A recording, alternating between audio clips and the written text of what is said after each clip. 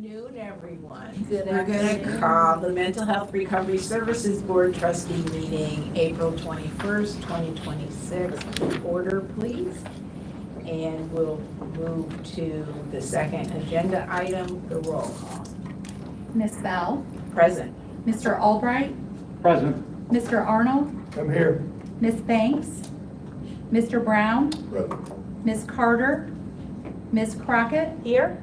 Dr. Elhai, here, Ms. Friedman, Here. Reverend Gordon, Here. Ms. Harding, Here. Ms. Howe, Mr. Lambert, Ms. Mendoza Locke, Here. Mr. Ortley, Here.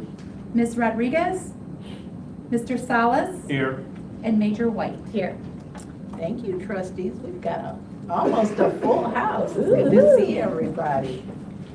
We'll move next to recognition of visitors. Mr. Arnold, would you like to begin us?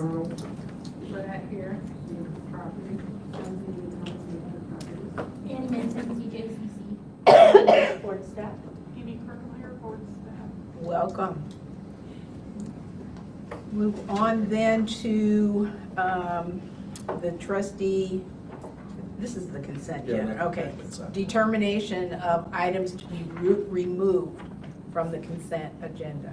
Is anyone interested in having the trustee meeting minutes from March 17th, 2026 removed? Is anyone interested in any of the items in section 6A, the treasurer's report, February fiscal year 26 financial statements removed? What about 6B, the 120-day notice appeal resolutions? We have 1 through 4. Is anyone interested in having any of those items removed? Moving on then to 6C, Health Officer Designations, April 2026. Is anyone interested in having that item removed?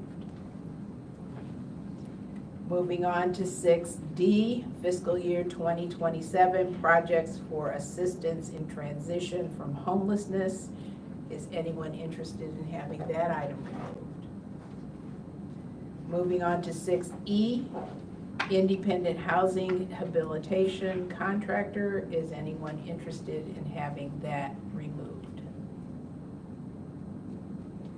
The last item, 6F, Mission Point Collaborative Housing Project Capital Allocation. Anyone interested in having that removed?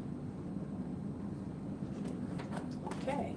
7 is the 7 part of the, okay, moving on to item 7, A, B, and C, beginning with 7A. Is anyone interested in having that item removed from the consent agenda? Is anyone interested in having item 7B, hybrid work policy, removed from the consent agenda?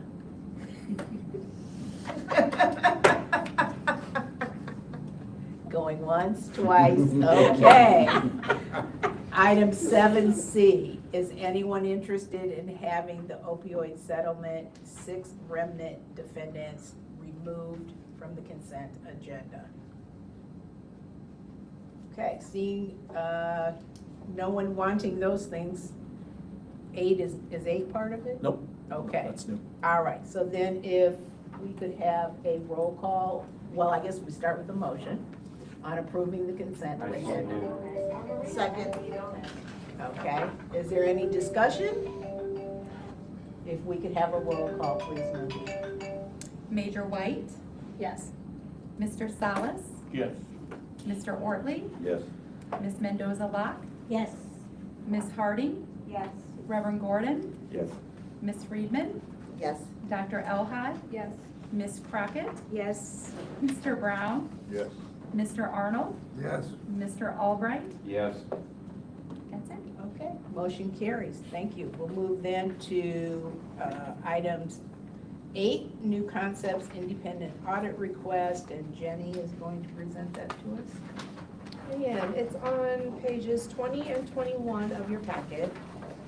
So if you haven't had a chance to read this, new concepts is in violation of some of our policies, the provider eligibility for board-funded services policy. There's a few things within that. One of them being delinquent taxes, interest, penalties. And we, in accordance with our provider agreement, issued them a letter saying they have 14 days to correct that. If not, we intend to withhold funds or bring to you to withhold funds. That is in process. The 14 days is in process. So we're not actually bringing that to you at this point. But we did see some other issues in the in our policy, including losing their tax exempt status for not filing 990s with the IRS, and a line of credit for ongoing operations. So we have a motion in there, the top of page 21, that we are requesting funding to have an independent audit performed for the period of July 1, 2024 through December 31st, 2025. At the end of the day, we care about the people that they're serving, and we want to make sure that we know the full scope of what's happening there. So I can answer any questions. I'm sure you probably have some. When did we become aware of this being an issue? When did the board staff become aware of it? Majority of it was in their audit. So we received their audit in December. I'm looking at my staff. In January. But we were just reviewing it as part of our compliance review within this last month. Okay, okay. And how many folks do they serve? Last count, we had 200 that are board funded, and we don't have a count on Medicaid.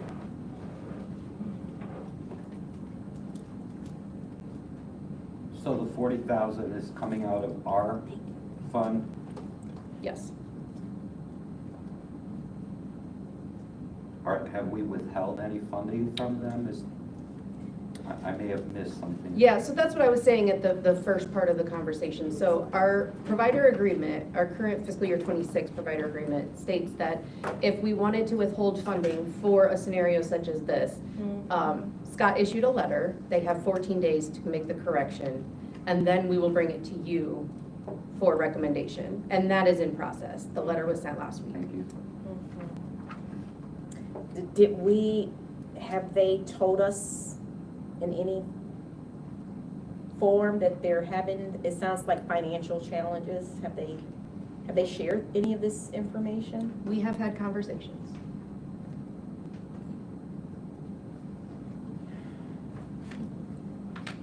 I should know this, but can you tell the services that are being provided that are funded by the board? It's treatment, POS. They don't have any grants through us. So that means it's all reimbursement. So they provide the service, they bill us, we pay them. So it's not on a grant where it's 1/12 Right. or 1/6. Okay. Thank you.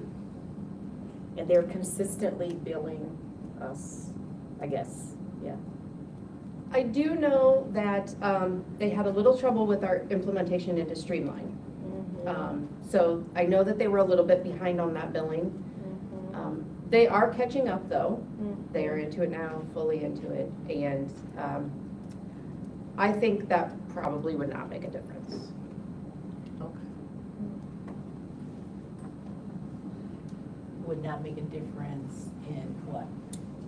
What we saw in their most recent financials.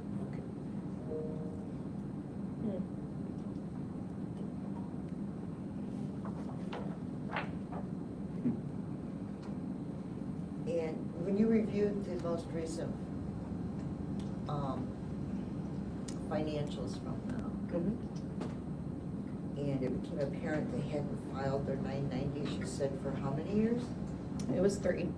3 years. They had them completed. They were submitting to us. They just hadn't been filed with the IRS. Wait, so they gave them to us? Yes. But they didn't file them? Yes. Okay. Yes. Okay. Yeah, that sounds fraudulent. Yeah.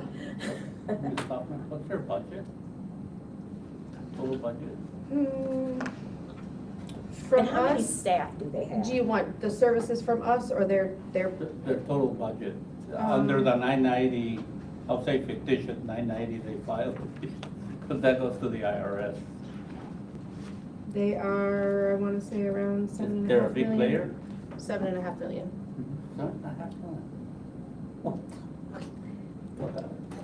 We wouldn't know the number of staff, but we could make an estimate of somewhere between 50 and 70.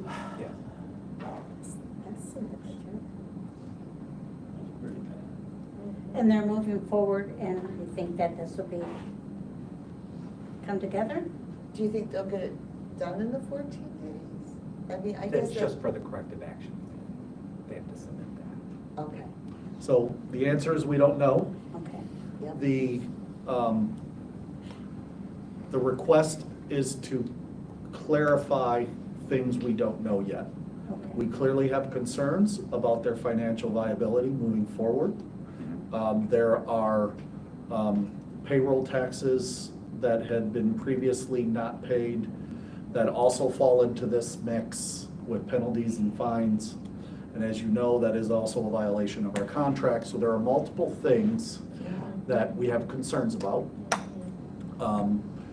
And the independent audit is to pull those things out even deeper, plus add another 6 months. Because right now, all we have is the information from their audit that ended June 30th, 2025.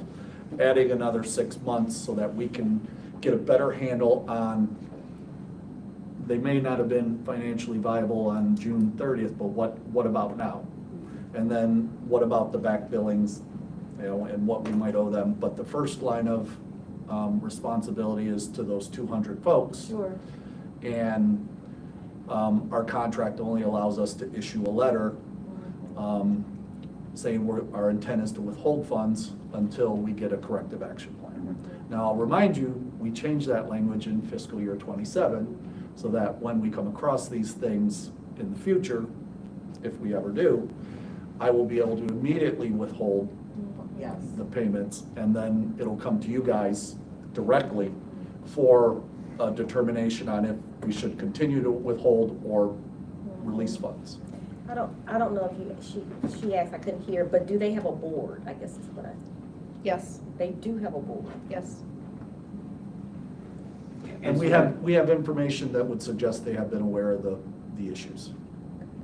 And they did And nothing.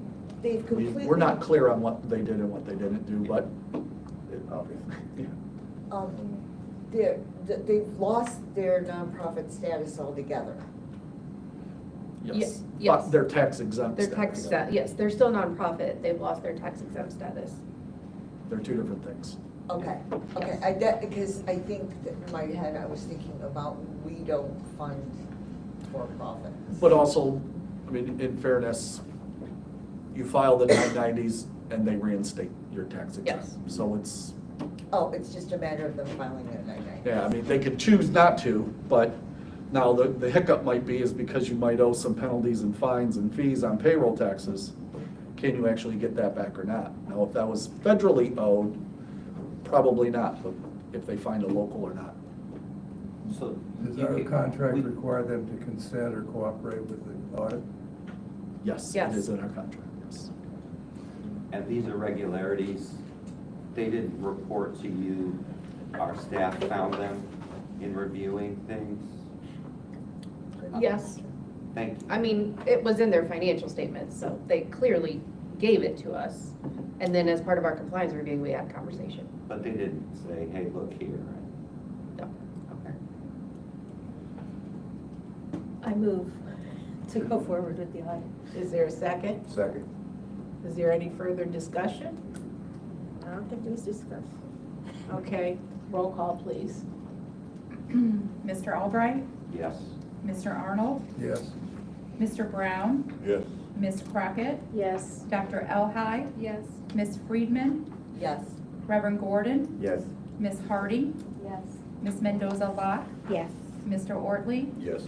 Mr. Salas, yes. Major White. Yes. Good, motion carries. We'll move then to open session. While Richard gets, come on up, Rich. While Richard gets settled in, we're gonna be passing a card around from, what school, Glass City Academy. Glass City Academy. There was a shooting, as you recall, about a month ago or so. There was a response led by Elijah and Wendy, because she has a personal contact there, and this is a card thanking us for the services and the information that we were providing. So we'll just pass that around. Thank you.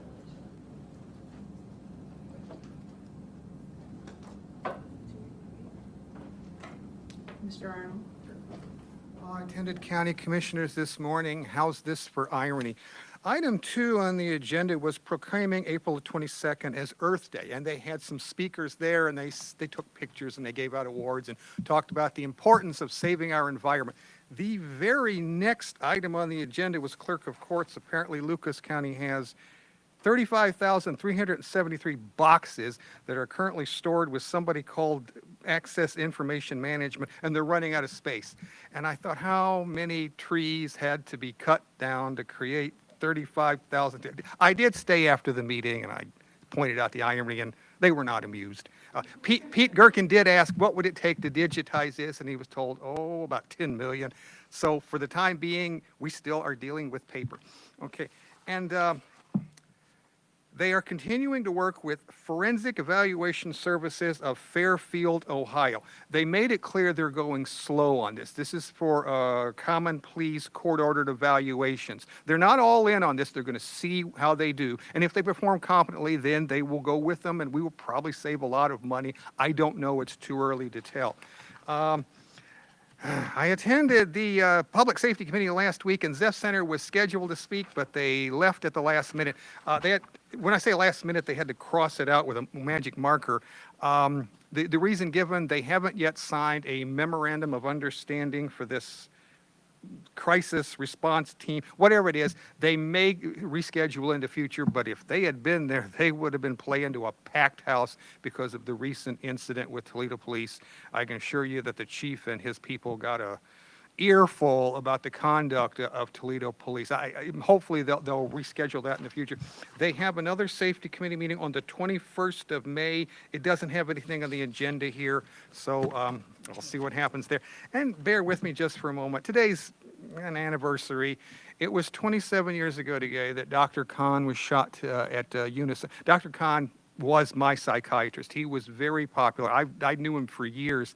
It was April the 21st of 1999, a mentally disturbed man with a gun just walked into the Hamilton office of Unison and shot him 6 times. He did not die. He lapsed into a coma and lived for another year and a half. The news media just beat us up over this. Jackie Martin was the director back then. She had a press conference saying, please, would you report accurately that most mentally ill people don't do this sort of thing. So the Blade beat us up when it happened, and then every one of his court appearances and every one of his evaluations, and when Dr. Kahn finally succumbed to his injuries, they just beat us up, and they said things like, the mental health board should force people to take medication. The editorial staff of the Blaine are not stupid. They know perfectly well this board can't do that, but it sounds good to say it in an editorial. It sounds like the Blade's watching out for their readers or something like that. Now, a couple of notes. This happened the day after the Columbine massacre. If you don't remember that, 13 children were shot out in Colorado. Today, we're kind of numb to these things, not back in '99, and it occurred just as we were finishing up downsizing the state hospital. Briefly, in Mental Health Act of 1988 said we're going to downsize state hospitals, money will be transferred, and we're talking millions, money will be transferred to local mental health boards to provide all those case management and doctor services that they're going to need, and they made it sound like there's going to be dancing in the streets. Well, there wasn't. So the implementation period was from 89 until 99. So 99 was when we were bringing out the people that had been in that hospital for decades. Some of them had been there since the 1940s. They were put there as young people and just left there because there was no place else for them to live.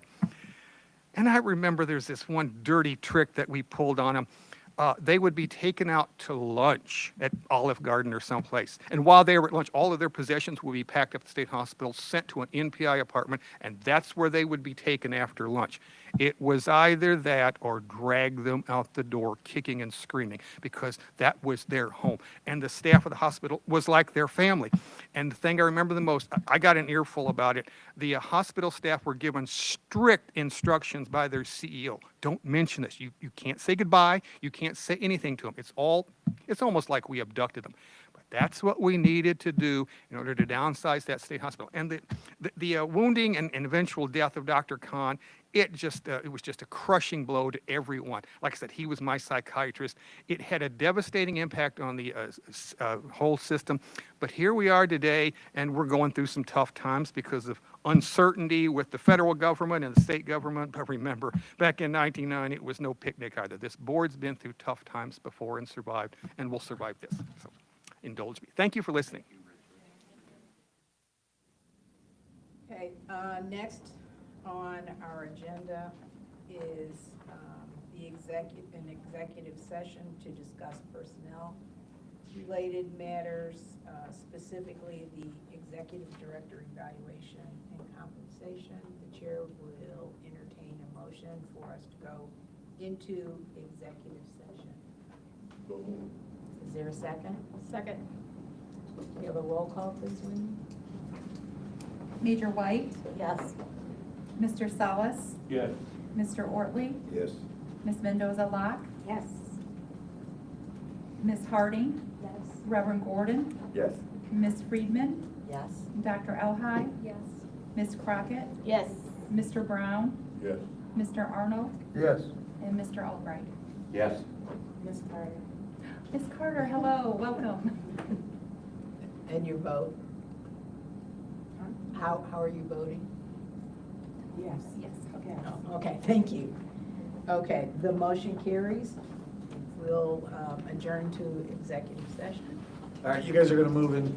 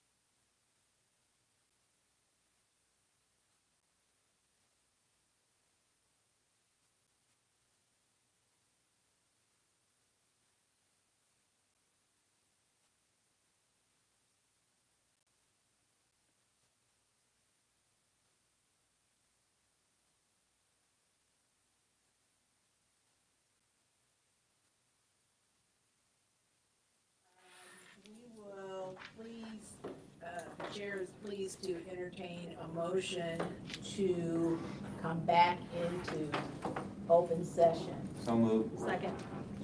Second. Okay, we can vote on that by voice call. All those in favor? Aye. Any opposition? Any abstentions? Okay, we're back in open session. Want to remind for the record that no votes were taken in executive session. Are there any motions to be presented at this point? Madam Chair, yes, I do have a motion. All right, the motion should read, the Mental Health and Recovery Services Board of Lucas County approves a 3% salary increase and a 3% deferred compensation payment for the executive director retroactive to January 1st of 2026. Is there a second? Second. I'll never try her. Third, fourth, fifth. Is there any discussion? Hearing none, I call for the roll, please. Mr. Albright, Yes. Mr. Arnold, Yes. Mr. Brown, Yes. Ms. Carter, Yes. Ms. Crockett, Yes. Dr. Elhai, Yes. Ms. Friedman, Yes. Reverend Gordon, Yes. Ms. Harding, Yes. Ms. Mendoza-Locke, Yes. Mr. Ortley, Yes. Mr. Salas, Yes. and Major White. Yes. Motion carries. And there's nothing else on our agenda? Just a couple reminders. First of all, you guys are the best looking board we ever had.